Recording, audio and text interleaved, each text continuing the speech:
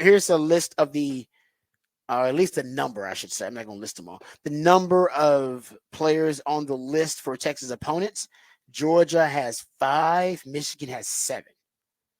And how about this? Michigan 7 out of the 7, 5 are on defense. So the two most talented teams you're going to play obviously going to be Michigan and Georgia. And honestly, between the other, A&M's got one guy on the list, the edge defender Nick Scourton, and Kentucky's got a cornerback Maxwell Hairston on the list. Oh, Kentucky's got 3. I take that back. Deion Walker. I take that back. He's top 10. He's number 7. So honestly, Kentucky may be the third most talented team you're going to play based on this list. Because Kentucky's got number 7, Deion Walker, defensive lineman. They got number 69, nice, Barion Brown, a wide receiver. And they have the cornerback I mentioned, Maxwell Hairston. So it's Michigan, Georgia, then Kentucky. If you want to look at most talented teams you're going to play based on this list. That, honestly, they might be right about that. I'm A&M. I got to look at A&M. A&M may have on defense. A&M's got some pieces on defense, but I don't know what they have on offense. But Kentucky's a dangerous trap game. Remember, the reason I'm a little bit weary of that Kentucky game, it's look at where it is on the schedule. It's at a weird place on the schedule. I'll go find. It's at a weird place. I remember looking at it and saying, man, I don't like where that Kentucky game is. But I don't like any time. I believe, and this may not even be true, but in my mind, my conspiracy theorist mind, I'm on the grassy knoll. Anytime you're playing a Stoops, I feel like Bob Stoops has like a personal vendetta and a personal motivation to beat Texas. Don't you feel like? Am I the only one who feels like that? No, And I feel like anytime it was like Lincoln Riley playing them or Brent Venables, I feel like there's like a text chain of. I've been watching some film. Yes, a Bob was saying, you know what, you should try here. I would do this if I played Texas. I don't know why I feel like that, but I feel like he's got a vested interest in it. And that way, anybody in his coaching, anybody from his coaching tree, whether that be Lincoln Riley or Brent Venables or like his brothers. I mean, that's not really his coaching tree, but it's his brothers. And I know he's got a personal vested interest in making sure that Texas loses. And remember, Jeff Levy, I probably would be in on that text chain too. I'm sure this is not happening, but in my head, my mind, it's he doesn't want to get Texas to do anything in the SEC before Oklahoma does. Yeah, that's kind of exactly. Like, I just feel like if he can derail Texas hopes and dreams, even retired or do whatever he is, he's like, no, I'll do some film research on you. I'll get back with you guys. I got a game plan I can come up with. I just think Stoops will do that because Stoops don't like Texas. He never has, never will. Okay, that Kentucky game is between Arkansas and A&M. It's a weird place for a game. Yeah, for trap game, right? Yeah, and we'll see if they can continue to run the ball like they did last year. I know Ray Davis went to the NFL, but that they ran the ball really well last year. So if that's a system and not a guy, boom, then that's another issue. That's, again, that Texas run defense was so stout last year, but you lose those two guys inside, and we don't know how it's going to be this year. Ooh, that's a great question. So that's kind of a question. Because who was the offensive coordinator for them last year? Wasn't it?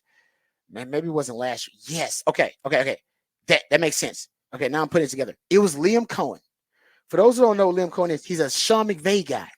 Okay. Came from that Rams system. Remember, they hired him, and he was there twice. He was there in 2021 as their OC and quarterbacks coach, and he went to the Rams for like 1 year, and then went back to them in 2023 as their OC and quarterbacks coach. So that goes to your point about that boosted run game, Patrick. And now I believe he's the offensive coordinator with the Bucks. I wonder who they brought in to replace him. They brought in Bush Hamdan. Okay, I don't know. I don't recognize the name. All right, that's good then.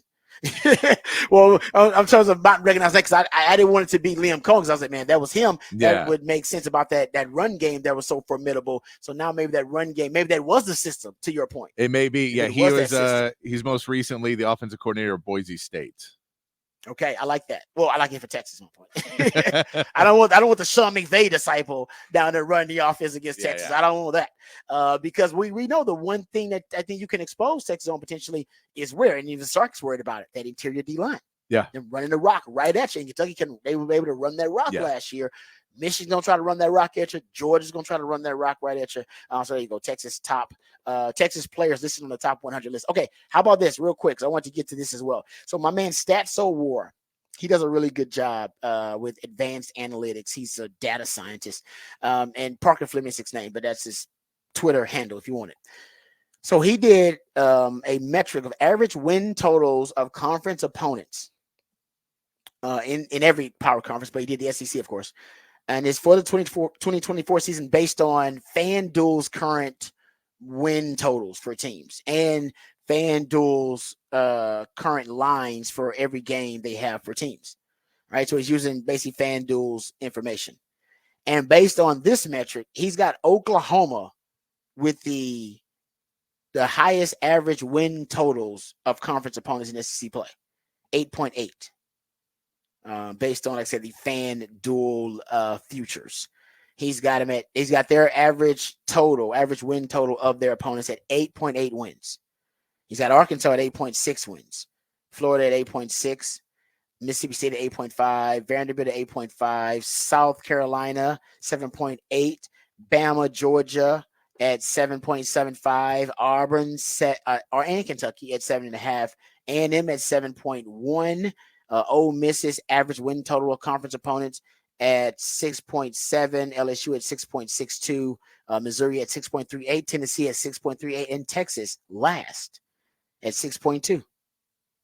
So based on his metric, he's got Texas with the most favorable SEC schedule out there. Which, you got to play the big dog. You got to play Georgia. You got to play the big dog of the big dogs. But at least you get them at home. But other than that, I mean, A&M is the other team that you have to play in SEC play that's projected to win a lot of games, and they're projected to win like 8 games. And after that, you play the bottom of the SEC, the Mississippi State, or at least based on futures. You play the Mississippi State, you play Vanderbilt, Arkansas. Those are teams projected to be bottom dwellers in the SEC this year. They could surprise, but that's right now what you're projected to play, or at least how they're projected to finish. And it's a favorable schedule. And based on this metric, it may be the most favorable schedule in the SEC. So there you go.